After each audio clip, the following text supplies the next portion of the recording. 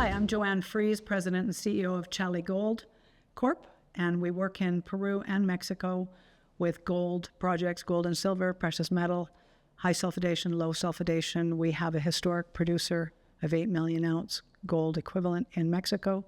Lots of exploration upside and some opportunities for some revenues coming soon, and then some high sulfidation targets in Peru. Joanne, lovely to meet you. Good to see you here. Yeah, are you enjoying yourself in Beaver Creek? It's very busy. It is busy, isn't it? Yeah. A lot of people here. Yeah. Are they the right kind of people, do you think? Many of them. Right. Okay. They don't all have to be. No, there's all sorts here. And what do you hope to get out of this? What's the purpose of the visit? Finding more investors, yeah, and get reconnecting, because Xali Gold has been quiet for a while. We've got quite a few new things going on in the company, and also financing. Right. Okay.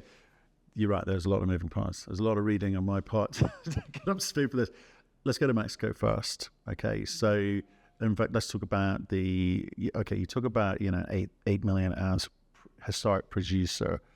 Tell us about that asset and what you're trying to do. Sure. So they mined over an average of 200 meters vertical only, and low sulfidation systems historically precipitate, so produce gold and silver over more or less the 200 meters. So that's normally historically a low sulfidation depth for mines. And in fact, when we got the project, the geologists had drawn a line saying bottom of mineralization. Right. Well, in Mexico and other parts of the world, the low sulfidation systems have many events. So instead of only having one event of producing gold and silver, precipitating it, you have several, and it follows the same structures, but it moves up and down.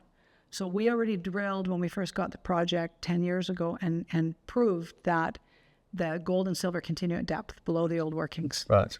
And so that's our big target, is another 8 million ounce gold equivalent. You said. In another ore body below that's untouched, right, is the big prize. Right, okay. And that is our big exploration upside. So what are you doing about it?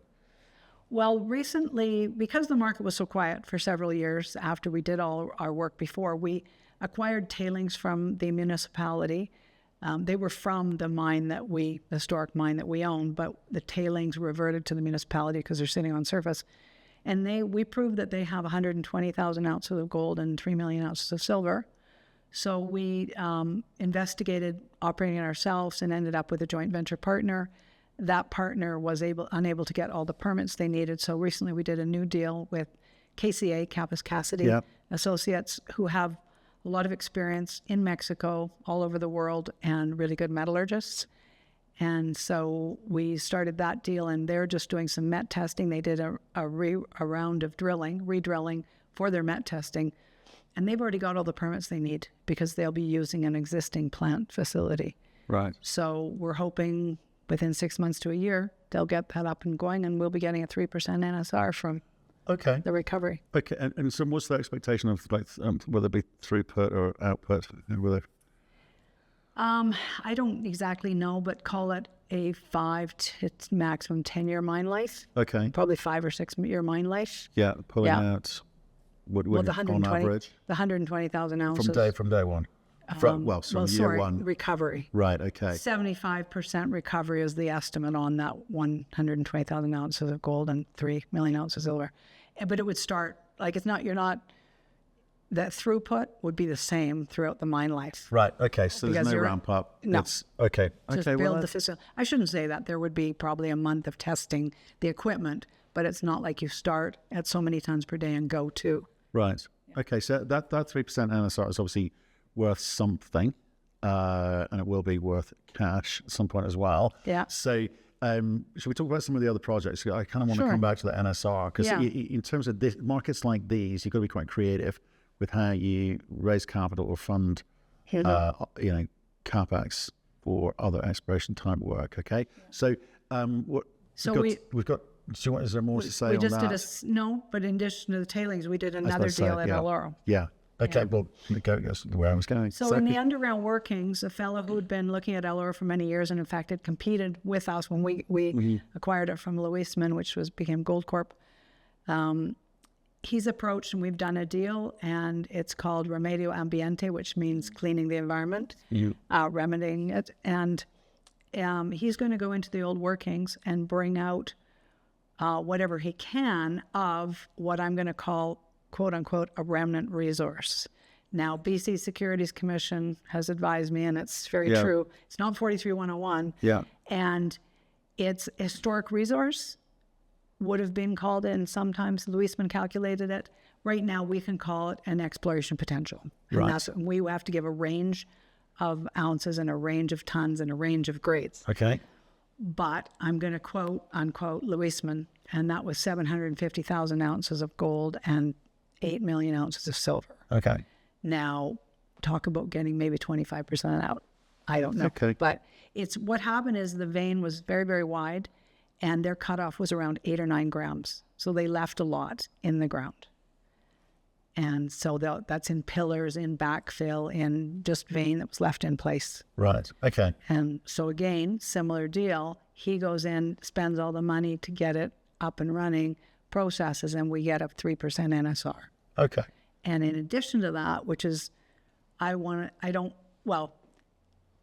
to the NSR really at the end of the day, I would say, if not bigger, is that I will get access to the underground for drilling. And what we've had to do historically is drill through up to 300 meters of overlying volcanics that sit above the good stuff.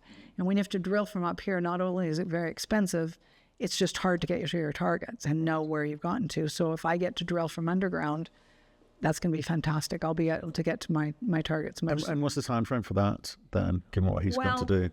I don't exactly know. I would say I would expect him to be in the old, he's already been on site and been investigating and thinks his methods will work, no problem, because we have underground access already.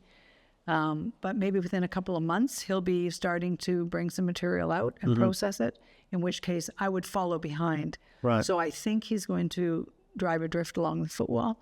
Then we could follow. He'll be drilling as well to know where the best grades are. Yeah. Then once that's a control to the understanding, control to the mineralization, we can follow that and go vertical, go down below. Okay.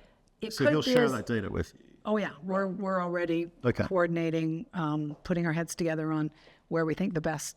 And when he's stuff done left what he is. needs to, how long will it take for him to do what he needs to do, and how long will he be on site? It's 5 years Right, 5 years. is okay. minimum for the Okay. first tranche of our agreement. Yeah. And if everything goes well and we're getting at least $1 million a year in benefit, then he could extend for another 5 years. Okay. So this will be a long. It's a long relationship. Okay. Yeah. Well, that's where it was. We're talking months or Yeah. a couple of years or something. No. Okay. So there's a long social relationship and continuing data flow is the bit I'm actually interested in for you. And I have where he's in can go in underground right now. There are grades and great mineralization, but I have a really good target for several zones. Yeah. That's a little further away, further to the north, and it could take him as much as 6 months to get into that area. Hence my interest in acquiring some things in Peru. Yeah, but we'll come to that. I promise you, Charles. Yeah. But just sticking with him for now. So he'll do what he needs to do. You'll get some data, and it'll be sort of informed drilling that you want to do. So when do you start making those drill plans or targeting where you're drilling from, modeling it, etc.? What are you imagining? It's coming next year, right? No, well, within a couple of months, probably 2 to 3 months. Yeah. Once I know what he's seeing underground, Yeah. because I've already got my drill targets. You have. Okay. I just have had to be thinking of drilling them from surface. Yeah, yeah. But now, if I can drill them from underground, then And you won't know until I get cleared the way, I guess, effectively, isn't it? It's cleared the way. But Okay. we drilled underneath the old workings up to 500, 600, 700 meters. Right. So I've already got a lot of data below where he'll be working. Right. So I already know a lot of my targets. Yeah, like I say, it's Okay. just you'd come at them slightly different if you're already underground, right? Right. And it talks to me about the money side of things. This is why I was talking about NSRs earlier. It talks to me about them financing that play, because you're going to have to do the drilling, explain to your shareholder, and explain to, I guess, the money, what you want to do, what your hypothesis is, what your plan is, and what your strategy is. So talk to me about that. Yeah, so Mexico has been awkward for the last few years Yeah, I've seen. because of their regulatory changes or just putting in question, how much they really support mining and getting permits. So we've been starting to look in Peru for a while, and it's easier to get exploration going. So the idea is now, okay, Mexico's taken care of by other people as far as money is concerned. I don't need to be spending any money in Mexico until we get access to underground and we're ready to drilling, ready for drilling. So, And before you leave that conversation, and remind me, you think the timing on that is what? I want to be clear in my head. well, the timing for me getting revenue, I can't say, but 3 to 6 months. Okay. But the timing for them being underground, the point is I don't need to put any more money in. So I'm not raising money for Mexico at this moment. But you will be drilling at some point to go deeper. Right. So that's what I was referring call that to. 6 months from now. Okay. So don't need to worry about that for now. So let's go to, we're going to Peru. Yeah. You picked up some land package. It's a high sulfidation property that has on surface lots of the similarities of, I'm going to say, Yanacocha, Alta Chicama, Piarina, Pico Machai, there's large and small deposits throughout Peru that are high sulfidation. Yeah. I was the qualified person on Piarina in 95 and through 96 until Arequipa sold it to Barrick. Yeah. So I'm familiar with this exploration. And I, in fact, was on Piarina before it was important to Arequipa. So I got to see it from being really grassroots, a couple of anomalies of gold. And then, obviously, they mined 8 million ounces out of that. Right. I'm not suggesting we have 8 million ounces on the project Maho that we've acquired, but it is a very similar style of mineralization. So it's already got a lot of work done. Historically, several groups have looked at it. And do you have the data? Yeah, we've got all the data. Okay, yeah. And so our idea is we can get on the ground there tomorrow and start. What I'd like to do is trenching and pitting, because we know what there's in outcrops. We don't have any data from any drill holes.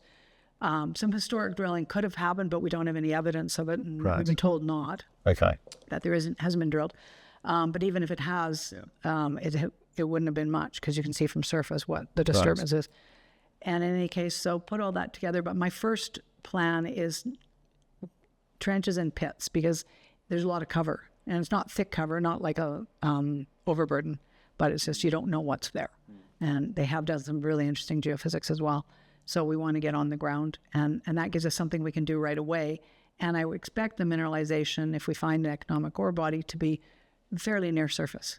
Right. Because those deposits, put it this way, the targets that we have come from what we're seeing on surface to go below up to maybe 500 meters. Okay. Would be the theory. So so I can get busy with exploration in Peru while Mexico's being taken care of. And yes, I will need some financing. So okay. So let's look at that. So can I just understand the deal structure as well? So in terms of you picked up the land package, what did it cost you, or what are the obligations? We have to drill 3,000 meters. Yeah. We pay them mostly in shares. Okay. Pay the Vigencia fees, which are annual, $3,000. Yeah.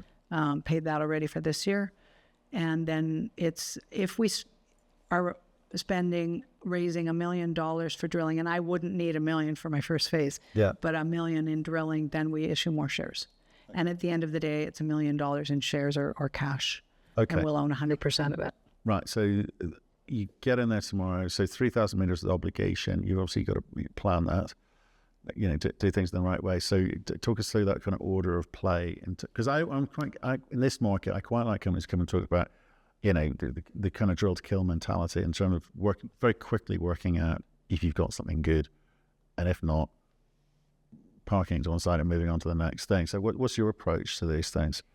Well, the approach in my experience in Peru with these kind of deposits is, first of all, find out everything you can from surface down. Mm-hmm. So dig your trenches, your pits, find out what kind of rock type you get when you get to outcrop, and what kind of grades you get.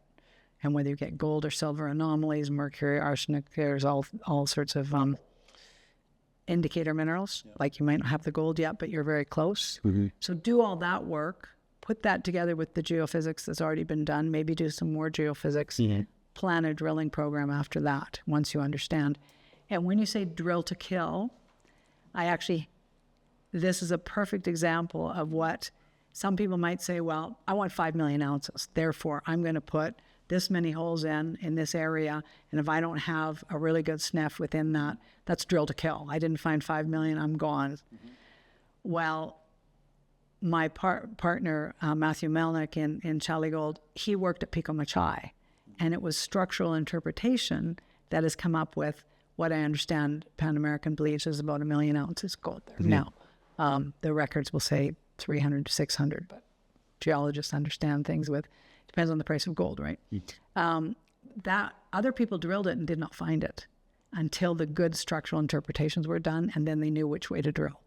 Yeah, so, but what I'm talking about is that there's a kind of balance that's got to be struck between access to capital, the cheap capital at that, to allow you to do things that the market values. If it doesn't value it, and the process, and I do understand what you're saying, because there's lots of companies that have been in the same position. It's usually the fourth or fifth company that comes in that actually makes the money, right? Yeah. And there's a great there's a geologist recently last week was talking to us about this, an asset, and he's saying, look, it's, you've got something good here, it's fantastic, but these are lenses, and you're gonna work out that you'll go chasing go chasing in one direction, it won't be there. It might be 500 meters off the side and 300 meters lower, but it's there. Don't give up was his attitude. Some people would give up and some people will go bust, but if you can finance it, you're going to be okay. So I get it. There's analogies for every single version of how to come out of these things. I get it. So for you, again, to lay that out, you're going to focus on that until the Mexico kind of, gets to a point where you can actually then advance things there, right? But the next 6 months, what do you do in Peru? If you lay that, I get the trenching and so forth, but what else do you need to do in country there over the next 6 months? A bit of permitting. I know they've done some permitting for drilling, but probably, I know we would need more work on that end of things and refine drill targets. We're looking at raising a small amount of money, but I would think with more results from Maho, that would make it more easy to raise serious capital. The other thing we're considering is selling part of the NSRs that we're getting on the tailings and from the underground workings. Right, okay. Who buys those things? Royalty companies. Right, okay. And are those conversations you've started, because knowing that this is a possibility? I mean, you knew Peru a while ago, so right, okay. So is that going to happen soon? I welcome anybody seeing this interview that's interested in that kind of a royalty. There's a few here. Speak to us. Yes, there's a few here. Exactly. Some at the conference, and some that will be seeing the interview online. Absolutely. Right. Okay. So it kind of feels like, right, it's been a tough market, 3-4 years for everyone. Precious metals. More than 3 or 4 years. Yeah, okay, 10. They're tough. But money's tough. But it's kind of this massive disconnect going on between, say gold prices, silver prices, copper prices, you name it, and junior explorers. It's just not, you're not kind of getting the credits or the valuations that you think you deserve, right? It's been tough. So given that sort of structure, given where you're at, you've kind of got a few things and a few pies here. Tell me how you kind of navigate this macro environment that we're in. You must be asked this in these conversations, at these conferences. Well, that's exactly why we decided to go after the tailings. It's been unfortunate it didn't get into production yet, but we're getting much closer. Real soon. And, pardon me? Really soon. Yeah, within the year, I would expect to be getting some revenues. And what did you say? Is that $1 million a year? What are you aiming for? Again, I don't have 43-101 studies on any. We do have a 43-101 resource. What numbers would I look at to work it out? 120,000 ounces of gold. Okay. $2,500 an ounce. Yes. You do that number. 3 million ounces of silver, whatever the price of silver you want to use. Yeah. 75% recovery. Yeah. Maybe higher on gold, lower on silver, but use 75 Knock for a bit now. Off for payables. Yep. Yeah. And it's, NSR is the net smelter return. Yeah. So you only supposed to take off what it costs you to produce the metal, not everything. Okay. Okay. I could throw out a number, but no, you just help people sitting at home working it out to get a sense of what that does for your GNA contribution, drilling contribution, et cetera, et cetera. Okay, got it.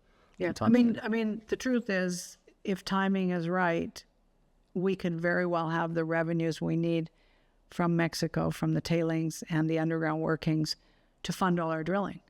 Maybe I don't need putting any more money into Mexico. That'll just pay for itself. Yeah, but I guess you want to paint a different picture of look at the potential here. Give me some money, and get after it rather than exactly.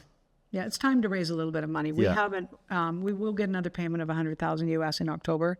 We've taken in $700,000 US over the last several years on the tailings from the other group that was optioning it, and so we've had money coming in from these bits and pieces deals I've been working on, but we haven't done an actual equity raise for a while. So I think it's time to do a small one, and we do have people interested. So including the person that's working in this historic working. So right, okay. So you're not resting on your laurels, but Mexico's where I need to be looking.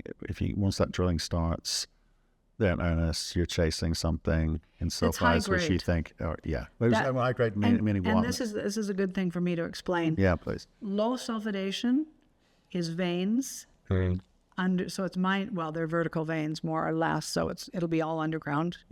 But there's up to 16 grams per ton. That's a half an ounce.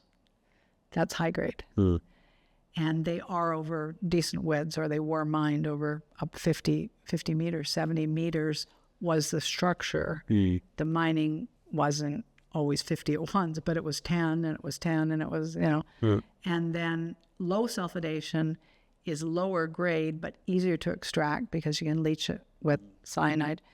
And it's usually a bulkier target. So you're more material, but less work to get it out. So much cheaper mining. Okay.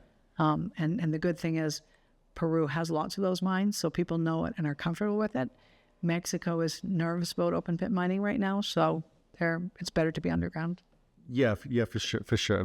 That's a good point you make there. Okay, lots to look at. Message to existing shareholders or message to anyone looking at you would be what? We're in an amazing position to have some very strong cash flow coming and exploration targets. So we're not just we're not just there for a little bit of money. The money could be significant, but what are we going to do with it? Develop these exploration. And my history is finding things large that big companies want. That's what I like to do. Now, anything more than 300,000 ounces of gold sitting near surface in Peru will make money. Well, depends on the economics, of course, but could make money. But the big boys, of course, want to buy 5 million ounces or bigger, and we'll work on finding those too. So we're kind of in a world of being able to be looking at small operations, but also large for exploration.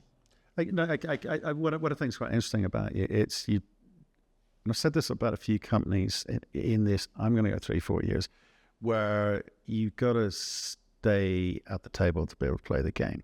It's been tough, and I appreciate the way that you've gone about it, but now you set yourself up for the next phase, the growth. Yeah. That's what we all want. Yeah. Good luck. Go for it. Thank you very much. We'll see you soon, okay? Okay, excellent.